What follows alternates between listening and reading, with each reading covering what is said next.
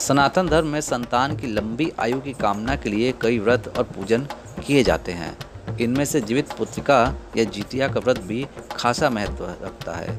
अश्विन मास के कृष्ण पक्ष की अष्टमी तिथि को ये व्रत रखा जाता है।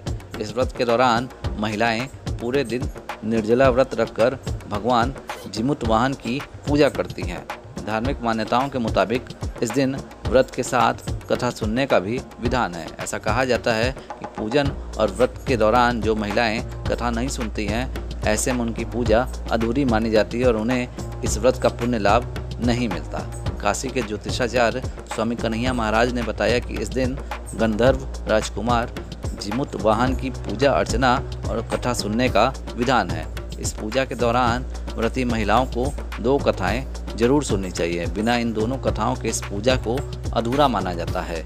जो व्रत है इस मुख्य रूप से जो सुहागिन स्त्रियां हैं उनके लिए होता है, जिनको भी पुत्र की कामना है, जो चाहते हैं मुझे पुत्र प्राप्त हो जाए, जिनके पास पहले से ही पुत्र है, अपने पुत्र के दीर्घ जीवन के लिए, उत्तम स्वास्थ्य के लिए और पुत्र सुख की भरपूर प्राप्ति के लिए यह व्रत किया जाता है। यह व्रत बहुत ही कठिन व्रत होता है। 3 दिन का व्रत हो जाता है, जिसमें कि इसमें निर्जला रहा जाता है और इस पे यह पूजा सच्चे मन से करने से उसके जीवन में समस्त प्रकार की बाधा दूर हो जाती है। पुत्र का सुख, परिवार का सुख उसे भरपूर प्राप्त होता है। जीवित पुत्रिका के व्रत के दौरान पहली कथा गरुण और लोमड़ी से जुड़ी है।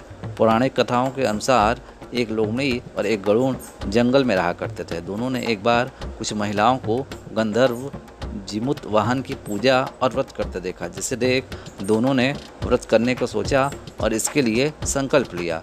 गरुण ने पूरे दिन उपवास रखा, लेकिन लोमड़ी ने लालच में आकर चुपके से भोजन कर लिया, जिसके कारण लोमड़ी के जन्मे सभी बच्चे कुछ दिन बाद उनकी मौत हो गई, लेकिन गरुण की संतान को लंबी आयु प्राप्त हुई।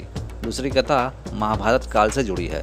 महाभारत काल के युद्ध के समय अश्वत्थामा के पिता के मृत्यु के बाद उन्होंने पांडवों से बदला लेने का संकल्प लिया, जिसके बाद अश्वत्थामा ने पांडवों के शिविर में जाकर 5 लोगों की हत्या कर दी, लेकिन उन्होंने पांडवों के बजाय द्रौपदी के 5 पुत्रों को मार दिया। ये सब देख अर्जुन ने अश्वत्थामा की दिव्य मणि को भी छीन लिया, जिसका बदला अश्वत्थामा ने अभिमन्यु की पत्नी उत्तरा के गर्भ में पल रहे संतान को मारने के लिए ब्रह्मास्त्र चलाया और उसके गर्भ को नष्ट कर दिया। लेकिन उस बच्चे का जन्म लेना जरूरी था, इसलिए भगवान श्री कृष्ण ने उत्तरा के गर्भ में उस संतान को फिर से जीवित कर दिया, जिसके कारण उसका नाम जीवित पुत्रिका पड़ा। बस तब से संतान की लंबी आयु की कामना से इस व्रत को किया जाने लगा।